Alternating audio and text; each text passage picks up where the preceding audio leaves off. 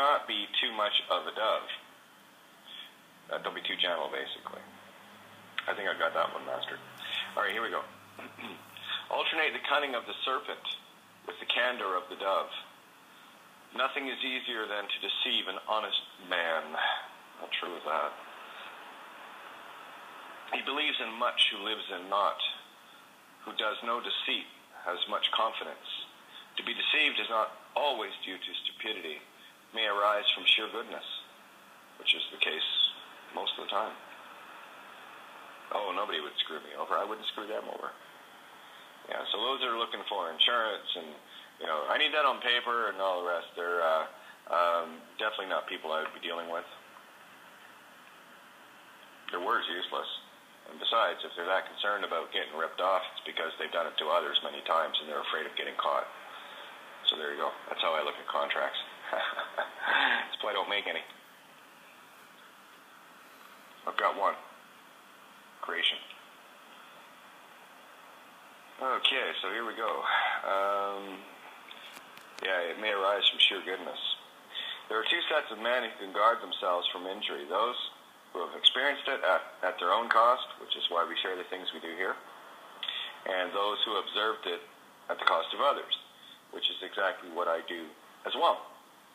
I'm always observing that which I would do, that which I wouldn't do, with gratitude of, ooh, I wouldn't have done that, but thanks, man.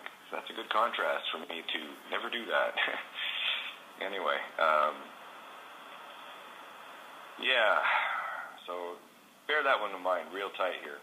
There are two sets of men who can guard themselves from injury. Those who have experienced it at their own cost, which is by far the better way, and those who observed it at the cost of others, which can be also claimed to be the better way because, well, no. But I'm not one to sit back and let someone do my work for me. I'll do it for myself. Prudence should use as much suspicion as subtlety uses snares, and none need be so good as to enable the others to do him ill.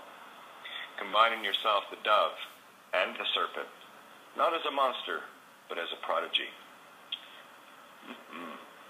Yeah, another little post that was up there. Many of you have likely seen it. The one with the puppy dog trying to rescue the fish that are lying on the pavement. And he's using his nose to push water up because he knows the fish is suffering. And the dog, that's consciousness talking. And you can watch the video and look at the fish begging for life. And the dog feels it, senses it, and wants to do everything it can to help that fish. You see, it's a different story when it's just dead meat.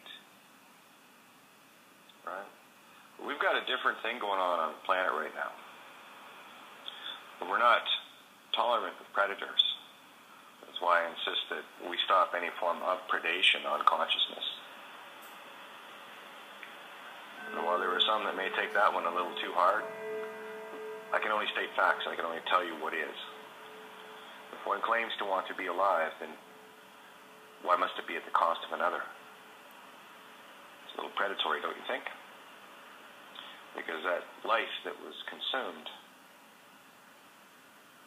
probably feels the same way. Just a thought.